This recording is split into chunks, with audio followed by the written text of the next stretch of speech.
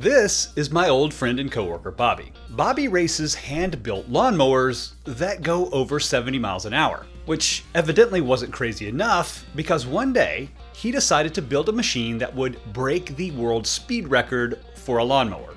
But it was going to be really expensive. So should he go for it, or will he risk delaying retirement or even going broke trying to break the record?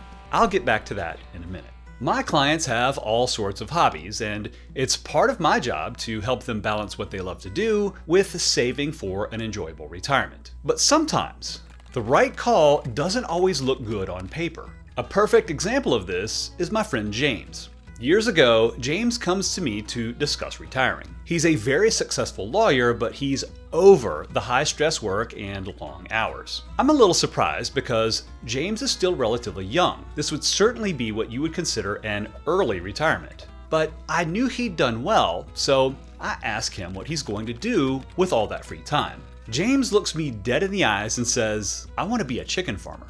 After I wipe up the coffee I just spit out, I ask him, why?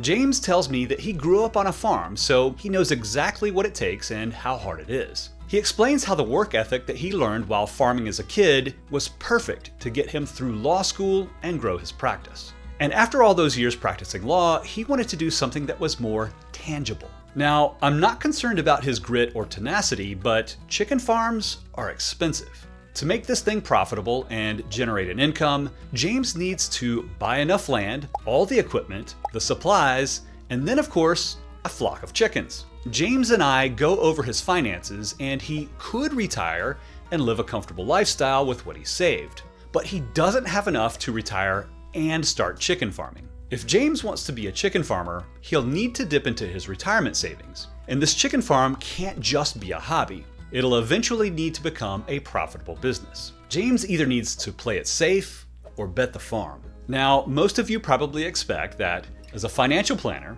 I'll try to persuade James to give up on being a chicken farmer and maybe just build a few chicken coops in the backyard. But I don't believe in convincing my friends and clients to give up on their dreams. Life is for living. Your money is supposed to support that, not the other way around. Now, I certainly don't advocate for being fiscally irresponsible. You can have anything, but you just can't have everything. I believe there's a happy place between penny pinching and spending everything. None of us are guaranteed another day, but we may also live into our 90s. Too often, I see financial planning drive people into being overly frugal. So I work with James to run the numbers, and he makes an offer on a farm in the New Jersey countryside. And the first few years are rough. James is making money selling his chickens at various farmers markets, but the expenses end up being more than we'd estimated. A lot more. And one day, his mobile processing unit breaks. Replacing it means taking a six-figure withdrawal from his retirement accounts. It was a make or break moment. I run the numbers again for James, and if he wants to keep living his dream and never go back to being a lawyer, he needs to make the whole venture profitable in the next 2 years. Or he could just stop right now.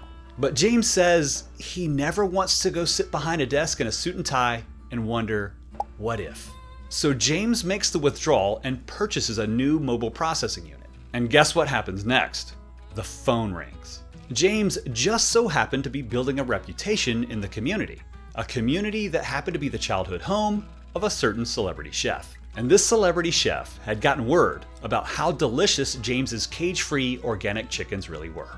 And now James doesn't just sell his chickens at local farmers markets. Many of them go straight to one of Manhattan's top restaurants. And just like that, the chicken farm is turning a healthy profit. James is still a chicken farmer, and he still works from dusk till dawn, but he loves every minute of it.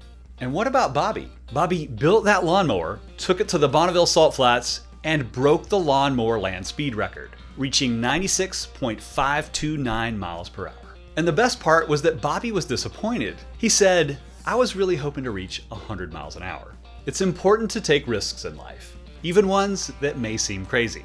And we only get so much time on this earth, so it's important to do our best to find joy, especially during the first year of retirement. Some of my clients are often surprised at how they don't enjoy retirement right away, so watch this video so you can be prepared to live a full life long after the retirement party dies down. I'll see you there.